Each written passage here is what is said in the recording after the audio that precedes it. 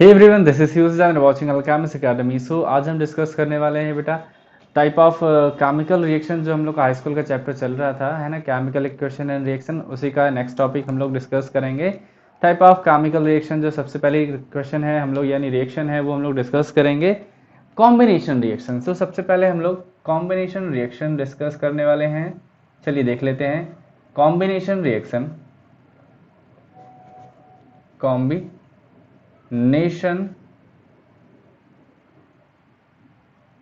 Reaction, ठीक है।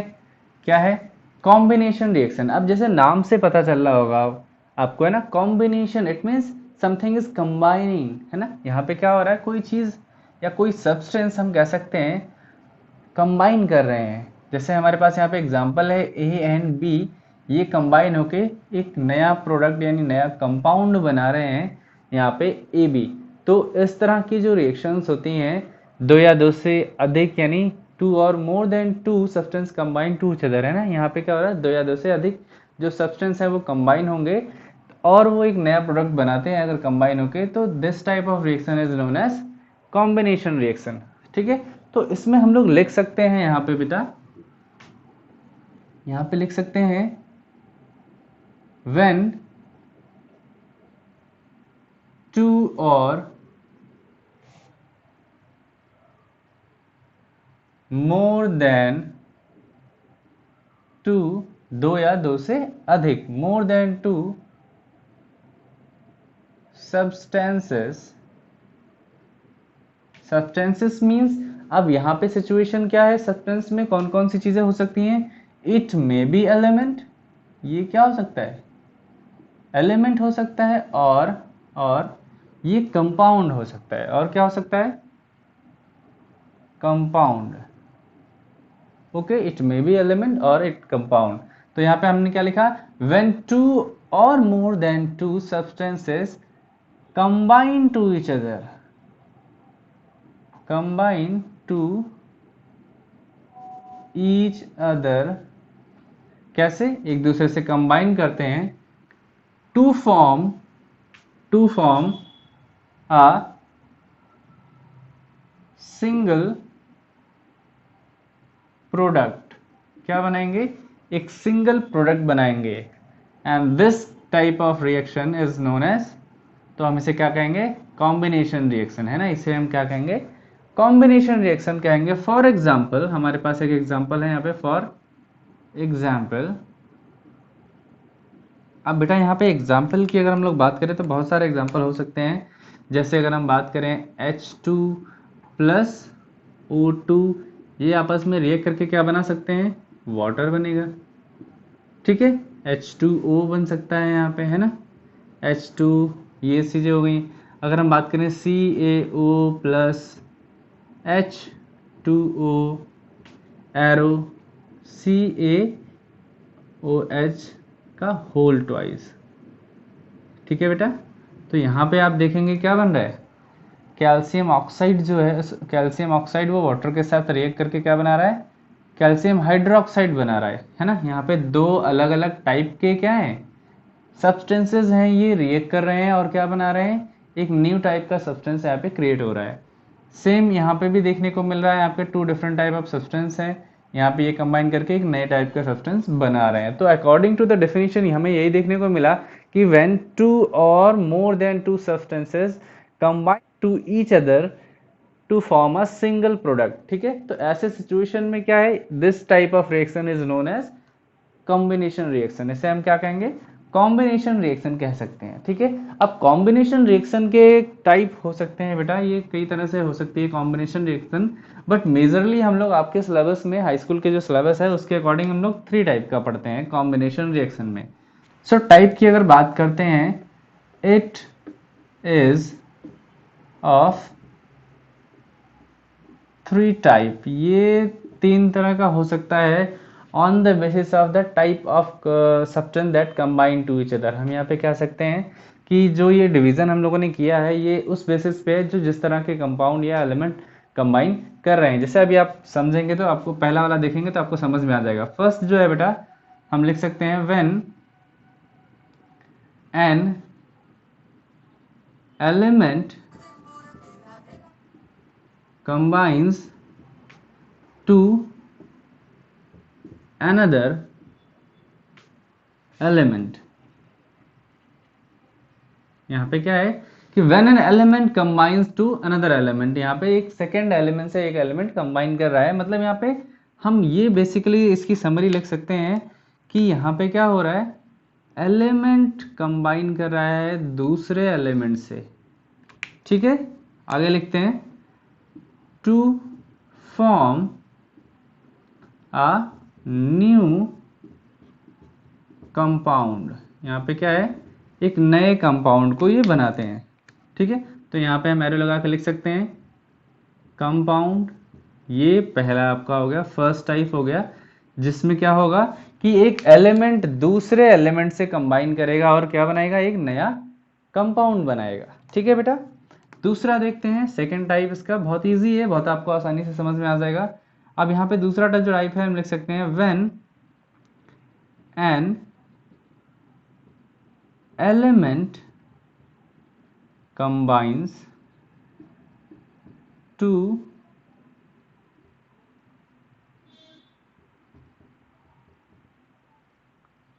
a compound to form a new compound। यहाँ पे क्या है, देखो सेकंड वाला क्या है, ये भी बहुत इजी है कि यहाँ पे क्या है, व्हेन एन एलिमेंट, एक एलिमेंट जो है वो कंबाइन कर रहा है विद अ कंपाउंड, एक कंपाउंड से, और ये क्या बना रहा है, एक न्यू कंपाउंड बना रहा है। हम यहाँ पे ऐसे शॉर्ट में इसको भी लिख सकते हैं एलिमेंट प्लस कंपाउंड, और ये फॉर्म क्या कर रहे हैं बच्चा, कंपाउंड फॉर्म कर रहा है। ठीक है, इस तरह से हम इसको यहाँ पे भी लिख सकते हैं। ठीक है, कोई दिक्कत? चलो आगे देखते हैं। फर्स्ट, अभी जो लास्ट वाला थर्ड वाला है उसकी हम लोग बात करते हैं। थर्ड वाला हम लोग यहाँ पे लिख लेते हैं। ठीक है, यहाँ पे थोड़ा सा स्पेस है, बना लेते हैं और यहाँ पे इसको लिखने की कोशिश करते हैं। जो थर्ड टाइप है वो है हमारा, इसमें क्या है, थर्ड टाइप। अब यहाँ पे हमने देखा एक एलिमेंट दूसरे कंपाउंड से जो है वो कॉम्बिनेशन कर रहा था। ठीक है, बट यहाँ पे क्या है, हम लिख सकते हैं इसको when compound combines to a compound to form a new compound। अब यहाँ पे क्या है, जो आपस में कंबाइन कर रहे हैं वो क्या है, वहाँ पे कंपाउंड है। तो यहाँ पे बेटा हम इस तरह से कुछ लिख सकते हैं COMP, कंपाउंड शॉर्ट फॉर्म में है ना, यहाँ पे भी कंपाउंड, ये आपस में रिएक्ट कर रहे हैं और एक न्यू कंपाउंड जो है यहाँ पे बन रहा है। So this is the third one. अब इनके जो एग्जाम्पल्स हैं इन्हें और डिटेल में हम लोग समझेंगे। ठीक है, आपको आई होप समझ में आ गया होगा। पहला क्या है कि एलिमेंट और एलिमेंट कंबाइन करेंगे तो फॉर्म करेगा, एक नया कंपाउंड बनेगा। ठीक है, दूसरा सिचुएशन क्या है कि when an element combine with a compound it forms a new compound. Third one is the when a compound reacts with another compound it forms a new compound। ठीक है, this is the all the three type of the combination reaction जो हमें आपको पढ़नी है। ठीक है, अब इसके डिटेल में एग्जांपल हम लोग देखते हैं। तो सबसे पहले हम लोग फर्स्ट वाला देखेंगे। फर्स्ट वाले का एग्जांपल देखते हैं बेटा। ठीक है, इजीली आपको समझ में आ जाएगा, कोई प्रॉब्लम नहीं होगी। यहाँ पे फर्स्ट टाइप हम लोग देखते हैं। ठीक है, चलिए लिखा है, हम शॉर्ट फॉर्म में लिख रहे हैं एलिमेंट, ये किससे कंबाइन करेगा, सेकेंड एलिमेंट से, यानी दूसरा जो एलिमेंट होगा उससे कंबाइन करेगा और क्या बनाएगा, ये न्यू कंपाउंड बनाएगा, है ना। हमने आपको ऐसे समराइज फॉर्म में लिख के दिखा दिया। अब इसका एग्जांपल देख लेते हैं हम लोग, बहुत इजीली समझेंगे। यहाँ पे एग्जाम्पल की अगर हम लोग बात कर रहे हैं, ठीक है, एग्जाम्पल देख लेते हैं। अब एग्जाम्पल में जैसे यहाँ पे एलिमेंट और एलिमेंट दिया गया, तो हमें जो रिएक्टेंट है वो एलिमेंट और एलिमेंट ही लेने पड़ेंगे। ठीक है, जैसे हम एक छोटा सा एग्जाम्पल, आपने बहुत फेमिलियर होगा, ये समझ रखा होगा, या अभी हमने लिया भी था इससे पहले एग्जाम्पल, है ना, ये वाला H2 प्लस O2 ये रिएक्ट करते हैं और H2O बनाते हैं। तो यहाँ पे देख सकते हैं कि ये जो रिएक्टेंट है ये क्या है, एलिमेंट है। ठीक है, दोनों के दोनों ये क्या है, एलिमेंट है। और यहाँ पे क्या बन रहा है, कंपाउंड बन रहा है। आपको नजर आ रहा होगा कि यहाँ पे कंपाउंड बन रहा है। ठीक है, दूसरा अगर हम लोग बात करें तो अगर हम किसी जैसे कोल हो गया है ना, या चारकोल कोल हो गया, कोयला वगैरह हो गया, उसको अगर बर्न करते हैं, को बर्न करते हैं O2 की प्रेजेंस में, तो यहाँ पे क्या बनता है, CO2 बनता है। ठीक है, यहाँ पे कार्बन डाइऑक्साइड बनता है। आपको नजर आ रहा होगा यहाँ पे क्या बनता है, कार्बन डाइऑक्साइड बनता है। ठीक है ना, ये जब हम बर्न करते हैं या हीट करते हैं तब की सिचुएशन में होता है। तो आप देख सकते हैं कि ये भी जो कार्बन है वो भी एक क्या है, एलिमेंट के फॉर्म में है। ऑक्सीजन ऑल्सो एलिमेंट के फॉर्म में है। यहाँ पे एक नया कंपाउंड ये बना रहे हैं, कार्बन डाइऑक्साइड। ठीक है, थर्ड एग्जाम्पल बेटा हम लोग देख लेते हैं, छोटे छोटे एग्जाम्पल, ताकि आपको समझ में आ जाए आसानी से। जैसे मैग्नीशियम ले लिया हमने और ऑक्सीजन ले लिया, ये दोनों जब रिएक्ट करेंगे आपस में, या मैग्नीशियम को बर्न करेंगे, हम कह सकते हैं इन अदर वे, मैग्नीशियम को क्या कर रहे हैं, बर्न कर रहे हैं ऑक्सीजन की प्रेजेंस में, तो ये मैग्नीशियम ऑक्साइड जो है वो बना लेगा। ठीक है, MgO यहाँ पे ये बना लेगा। तो सिचुएशन देखो यहाँ पे आपको क्या नजर आई है, सेम यही वाली, element plus element and it forms compound. यहाँ पे तीनों सिचुएशन आपको आसानी से इन तीनों रिएक्शंस में आपको समझ में आ रही होंगी। ठीक है, ये था हमारा फर्स्ट टाइप। इसके जो है कुछ एग्जाम्पल हम लोगों ने समझे हैं। सेकेंड टाइप हम लोग अब देखते हैं, जो हमारा क्या है, सेकेंड टाइप। अब सेकेंड टाइप में हम बहुत ज़्यादा मिटाएंगे नहीं, इसमें इरेज नहीं करने वाले, इसमें बस थोड़ा सा चेंज करते हैं। यहाँ पे सेकेंड टाइप में क्या है कि अब यहाँ पे एलिमेंट जो है वो दूसरे कंपाउंड से रिएक्ट करेगा and it forms a new compound. यहाँ पे एक नया कंपाउंड बनेगा। ठीक है बेटा, चलो देखते हैं। अब इसके एग्जाम्पल की हम लोग बात कर रहे हैं। चलो यहाँ पे इसके एग्जाम्पल की अगर हम लोग बात करें तो मेरे पास एक एग्जाम्पल है NO यानी नाइट्रिक ऑक्साइड। इसको जब हम क्या करते हैं, ऑक्सीजन से रिएक्ट कराते हैं तो ये नाइट्रोजन डाइऑक्साइड बनता है, NO2 बनाता है। नाइट्रोजन डाइऑक्साइड आपको यहाँ पे बनता हुआ नजर आता है। तो यहाँ पे देखो क्या है, ये वाला एक कंपाउंड है। ठीक है, ये एक कंपाउंड है, ये एक एलिमेंट है, और ये क्या बन रहा है, एक कंपाउंड बन रहा है। ठीक है ना, तो यहाँ पे आपको नजर आ रहा होगा ये इस वाली कंडीशन को फॉलो कर रहा है, यानी जो सेकेंड टाइप की कंडीशन है वो क्या है, उसको फॉलो कर रहा है। ठीक है, दूसरी रिएक्शन देखते हैं हम लोग बेटा। SO2 सल्फर डाइऑक्साइड है हमारे पास। इसको अगर हम ऑक्सीजन से रिएक्ट कराते हैं तो यहाँ पे ये सल्फर ट्राइऑक्साइड बनाता है, SO3।